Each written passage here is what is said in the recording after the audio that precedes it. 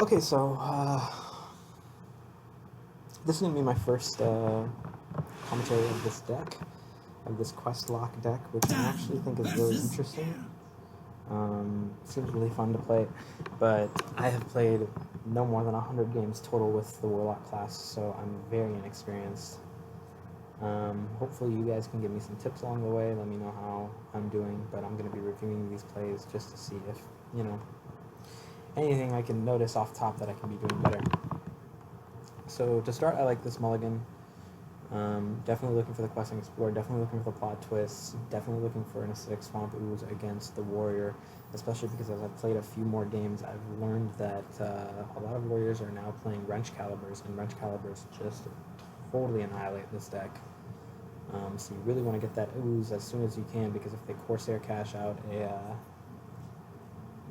if they corsair cache their wrenchcalibur out, you definitely want to be able to clear it with their ooze before they get too many bombs in your deck. Now this is interesting. I think I play the questing explorer here just because a lot of the warrior decks tend to be tempo decks with piracy. But I think when he passes both turns 1 and 2, we can afford to tap here. So maybe we could have tapped instead. Because we're still looking to develop and advance our board state, and especially once we've ripped this plot twist, I think it's kind of good to build the hand up, even though we don't want to be plot twisting before we can acidic swamp ooze, before we can get this questing explorer out.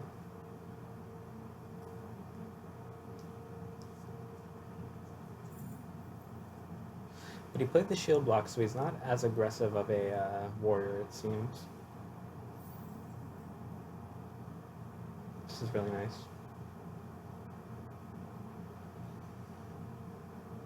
I think we just have to play the questing explorer pass. Oh, we could even play the Morg. I actually don't mind playing the Morg just to maximize our tempo. He doesn't have, I don't anticipate him having any sort of weapon, or I mean spells that are going to be able to clear the Morg. Maybe like Bladestorm, but Bladestorm just clears 1/2/2, and that'll be the end of it. So I actually really like dropping the Morg here, because that way next turn we can tap in plot twist.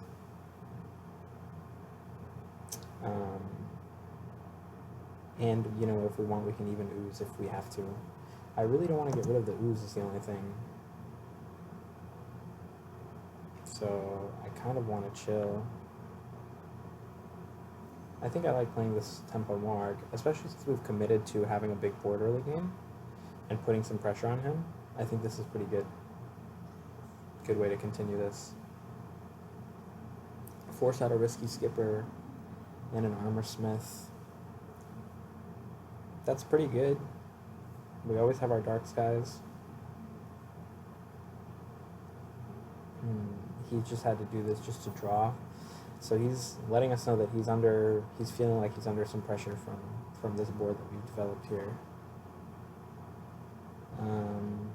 I think we're just going to plot twist this away.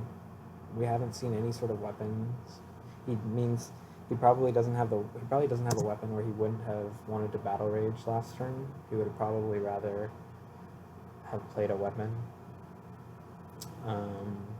than to dump a skipper and an armor smith. He's still at 39, so he doesn't need to be looking to get his healing up. More than likely, he's played this board to contest our tempo, so it's very likely that he doesn't have a weapon. So this is probably an okay time to pitch our ooze.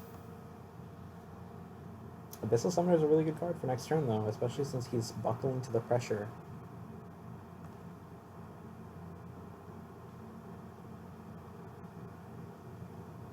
Maybe we just clear this board up here and wait for next turn. But now we have 10 cards in our hand. Are we really wanting to burn something? I guess we don't necessarily mind burning something. We have the Abyssal Summoner next turn. It would be nice if we already had a Kriz Netherwing for turn 7, so I'm fine with plot twisting here.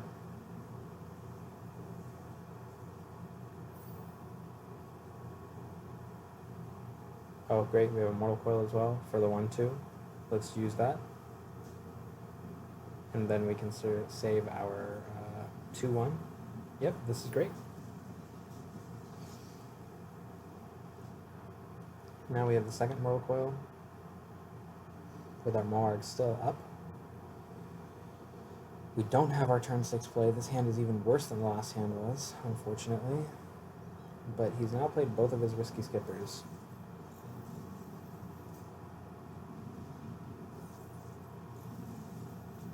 And, oh, this is beautiful. So, are we going to Mortal Coil first and then plot twist? Do we want to just twist the plot and then tap? Do we want to Dark Skies this? I don't think that we need to Dark Skies this. Oh wow, we're already at 19, huh? But we definitely still want to plot twist this hand away just because it's so janky.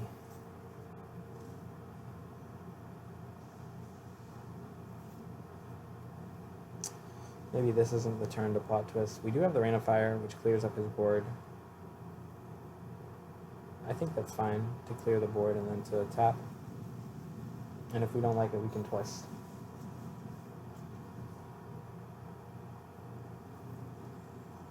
Coin, interesting.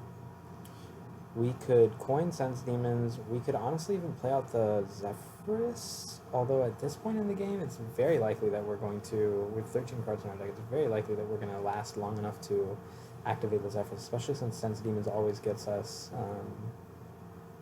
at least one Broodmother. Yeah, I think I'm fine with this plot twist. Didn't have much to do. Didn't much care for that hand.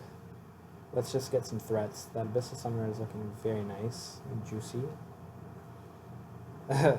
This hand is very clunky, but it's okay. Still have our Mally in the deck.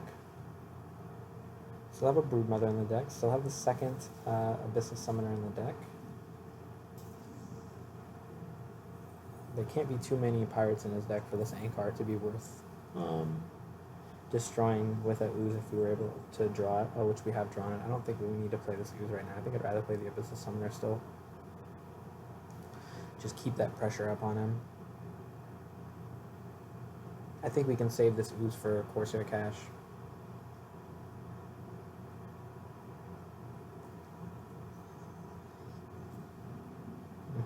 I like this. I like this a lot. Because how does he deal with this 9/9? I'm not sure. He can't Blade Storm it because I have the 2/2. He can't clear the 2/2. He probably isn't playing an Execute.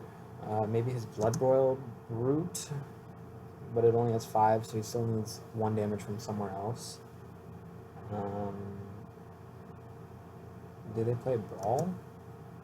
Even the Brawl isn't that great. Okay.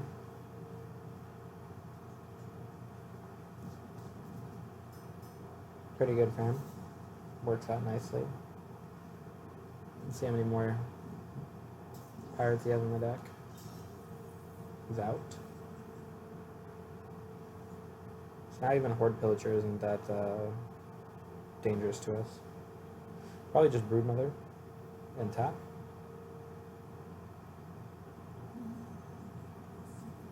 If we don't get anything, we can Ooze here.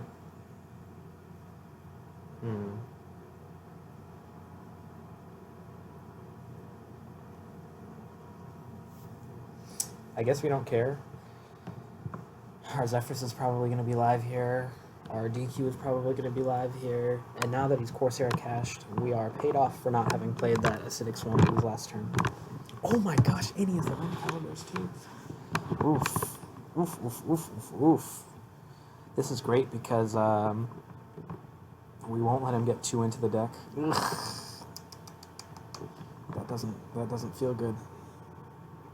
But this Ooze on the Wrenchcalibur is going to feel great. It's going to feel absolutely great. Amazing. And maybe we can tap into the final card to activate our Zephyrus. That would be really nice. I guess we're considering maybe we want to just play the second Broodmother before, instead of tapping, because it is very likely that he doesn't have the second Brawl. I don't see why they're going to be playing multiple Brawls necessarily. And Brawls will work out in our favor, very probably. I think at this point we're just kind of draining him of his resources as best as we can. Oh, wow. Oh, wow. Now we're really draining him of the resources because the Twisting Nether just ends him. I think he just loses the game if we Twisting Nether tap. Let's start with the tap for sure.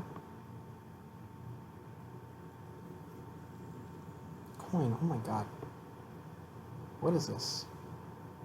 Zephyrus is still not active, although even if it was, do we really want the Shadow Word Ruin right now?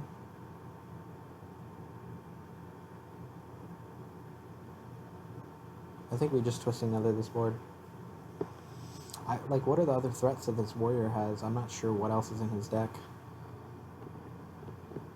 Maybe like a Deathwing. Maybe he could play Deathwing next turn, but I'm sure we would have our Zephyrus live by then. It's a very high probability that we get our Zephyrus live next turn, and even if we can't get the Zephyrus live, we have the second Twisting Nether.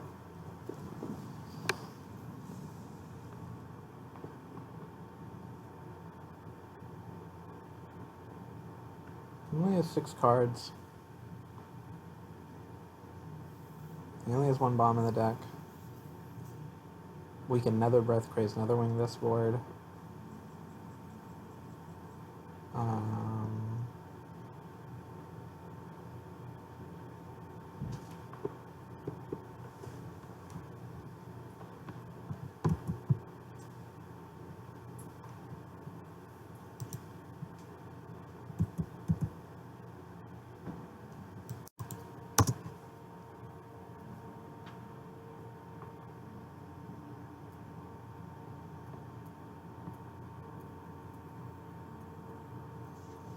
This is how we want to do it.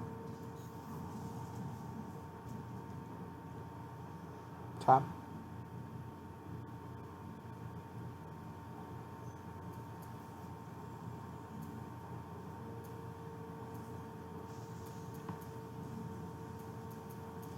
Yep. Dark Skies is a good pickup if he has any more development. He still wants to clear this 5-1 as well. He's going to have a tough time, no skippers.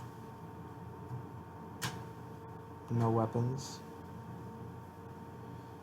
Maybe he plays a Horde Pillager and he can get his bomb wrench. That would be very nice. But this is like horrible.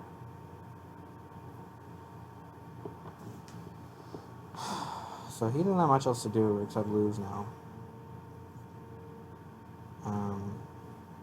Now's a great time to just DQ him.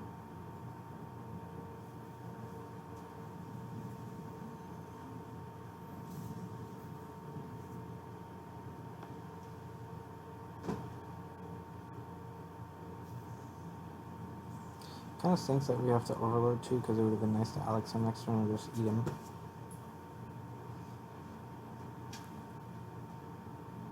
But we do have the coin, so that's still an option.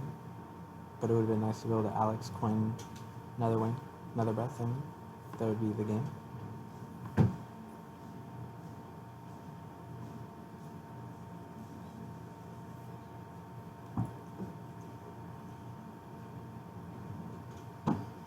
See, he's just done here.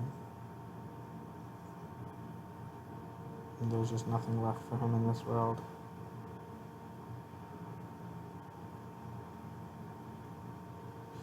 I think we just coin Alex. You could also Abyssal Summoner.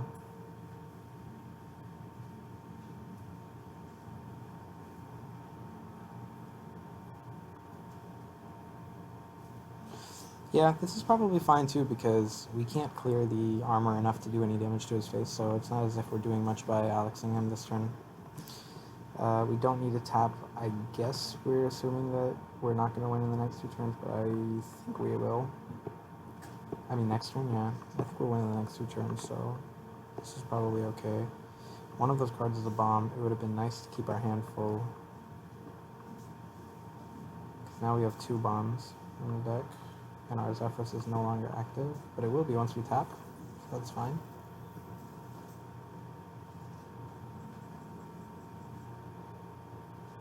I mean, this is just lethal now. We have Wind Fury on the Zephyrus.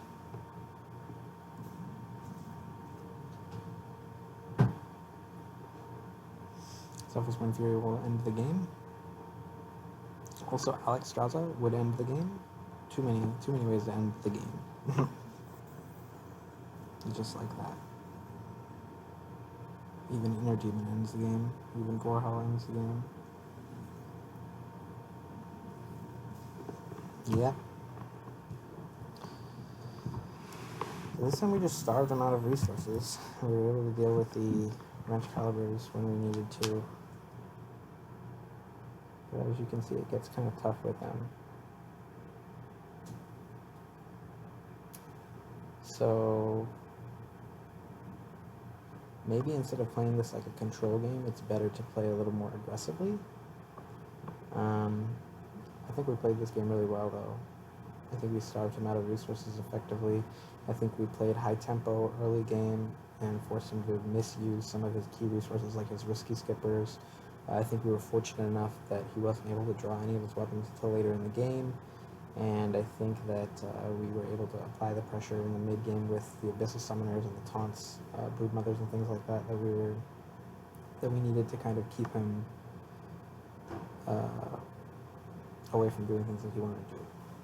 So not bad.